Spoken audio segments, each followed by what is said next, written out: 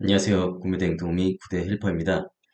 오늘은 상하단 공지를 만드는 방법에 대해서 먼저 안내해 드리도록 하겠습니다. 어, 상하단 공지란 이 해외 구매 대행 특성상 기본적으로 이제 주문하신 고객님께 안내해 드려야 될 사항들이 있어요.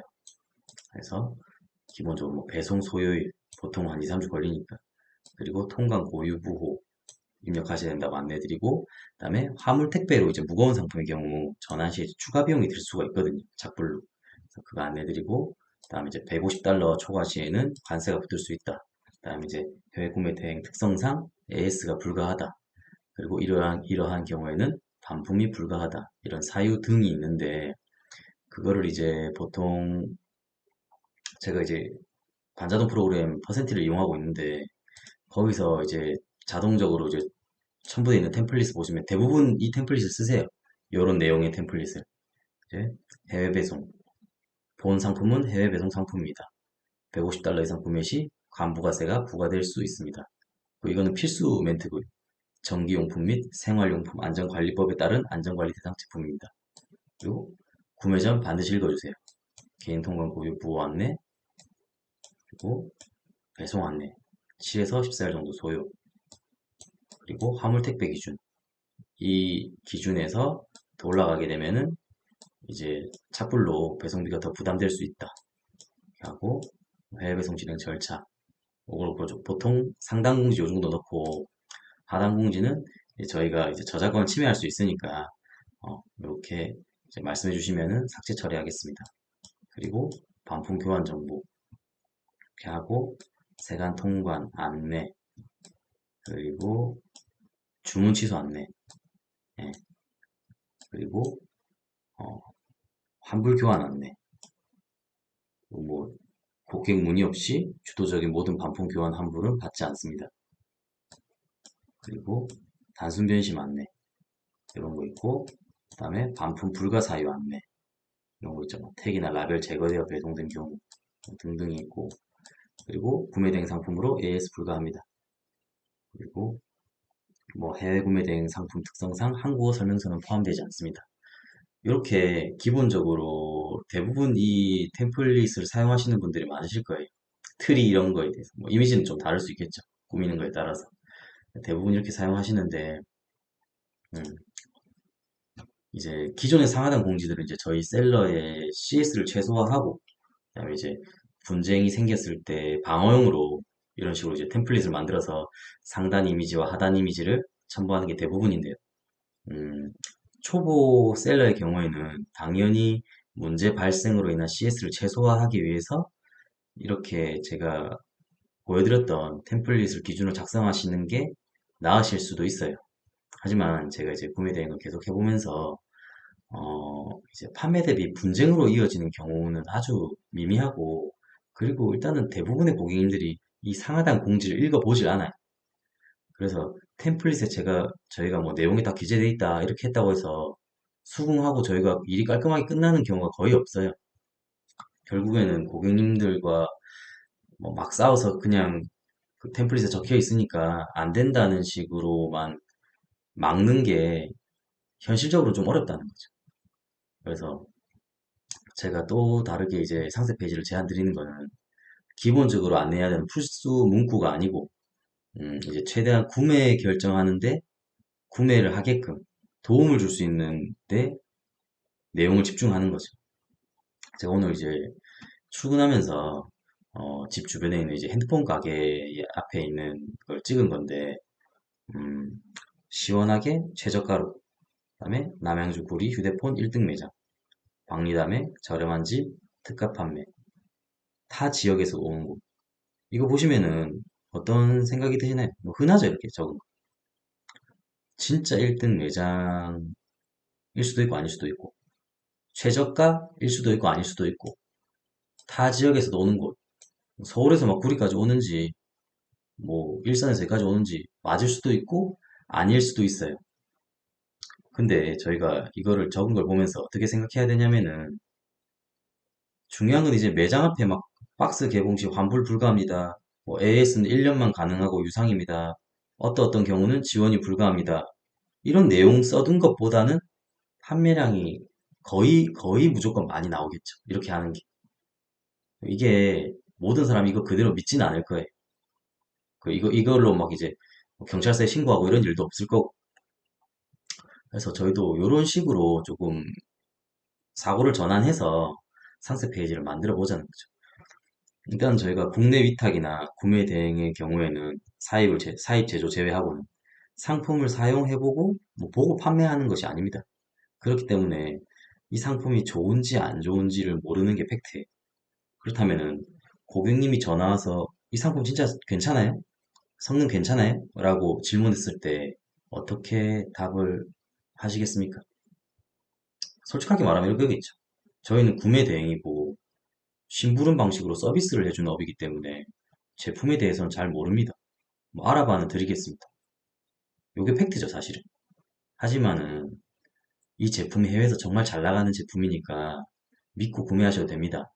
만약이라도 제품 이상이 있는 경우 100% 환불 가능하고 그리고 이용하시다가 추후 고장이 나시는 경우에는 100% AS 해드립니다. 이 둘 중에 어느 답변을 하시는 판매자에게 구매를 하실 건가요? 이 뒤에 있는 멘트는 좀 비양심적인 것 같고 좀 사기꾼인 것 같기도 하고 거부감이 들 수도 있고 이런 생각 드실 수도 있어요. 양심적으로 판매하시고 완전히 솔직하게 다 응대하셔도 됩니다. 다만 이런 경우에는 좀 못 파는 셀러가 될 확률이 높아요. 내가 처음부터 정말 좋은 제품을 소싱해서 정말 대량으로 떼어서 단가도 정말 싸게 팔고 해서 이제 다른 셀러들보다 경쟁력에서 우위에 서 있을 수 있고 그다음에 상세 페이지도 막 기가 막히게 꾸며가지고 할 수 있는 실력자라면 모르겠지만은 초보자가 있는 그대로 판매한다면은 경쟁력에서 뒤처지게 돼요. 저는 이제 요즘 이제 방금 보여드린 휴대폰 매장 가게처럼 저런 멘트가 쳐져 있는 가게들을 보면은 그냥 최선을 다해서 하고 있구나 정도로 생각합니다.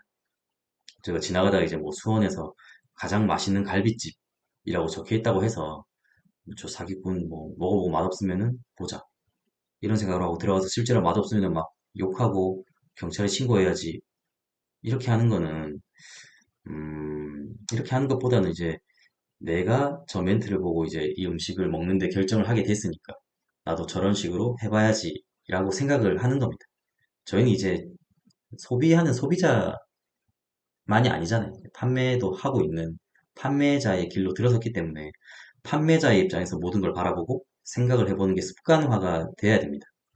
최근에 온라인 강의들 중에 이런 썸네일과 제목들이 많이 있을 거예요.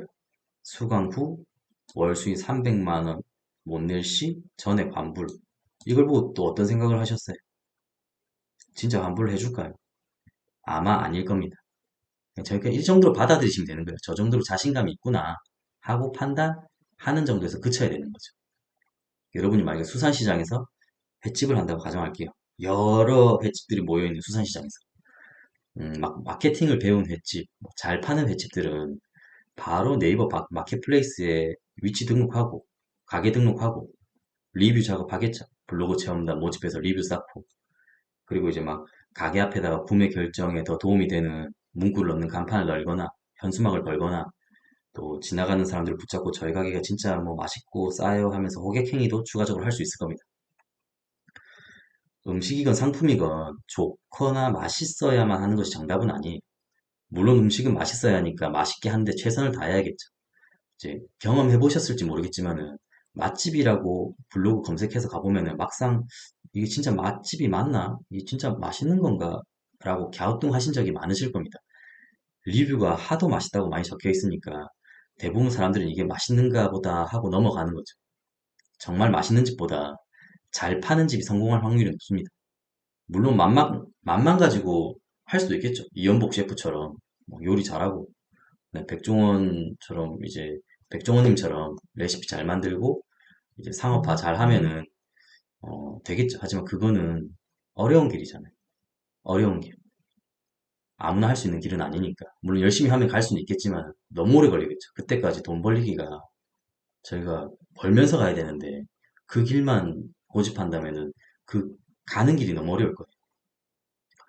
저희 집에는 하나도 안 팔리고 막 팔이 날리는데 옆집에서 막 호객행위 하면서 파는 거 보고 뭐저 사람은 자존심도 없나 맨날 사기치는 멘트 해가지고 등쳐먹고 돈 벌고 이런 사고방식으로 본인은 가만히 앉아서 아무것도 안 하고 노력도 안 하고 있으면서 하나라도 더 팔기 위해서 뭐라도 하고 있는 사람을 욕하는 거는 안 하시길, 그런 셀러는 안 되시길 바랍니다. 뭐라도 하나라도 더 팔기 위해서 뭐라도 하는 사람이 돼야겠죠. 또 다른 예를 들어서 저희가 뭐 이제 연인인 이성 친구랑 데이트할 때 피부가 안 좋지만 뭐 화장을 한다든지 아니면 또 옷을 이쁘게 차려입는다든지 그리고 뭐 저같이 키가 작은 경우에는 키 커 보이려고 깔창을 넣는다든지 하는 거는 상대방에게 마음에 들도록 최선을 다하는 것 그뿐이에요. 나중에 막 화장을 지워서 쌩얼을 봤는데 완전히 다른 사람이라든지 신발을 벗고 실내에서 봤더니만 너무 단신이라든지 그거는 이제 그때 가서 뭐 해결하고 안 되면 헤어지든지 하게 되는 거겠죠. 상품을 최대한 팔리게끔 꾸며서 판매하고 거부감이 안 들게끔 추후 진짜 상품을 받고 나서 실망해서 반품하는 건 나중 문제입니다. 제 경험상 반품률이 20%가 넘었던 적은 한 번도 없습니다. 아무리 많아도 10%대입니다. 마진이 10% 미만이 아닌 이상은 이득인 거예요.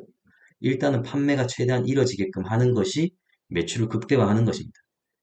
제가 지금까지 설명드린 내용이 어느 정도 공감이 가고 수긍이 되셨다면은 제가 다음 시간에 예시로 보여드릴 템플릿 그리고 그 템플릿을 만드는 데 필요한 사이트들을 안내해 드릴 겁니다.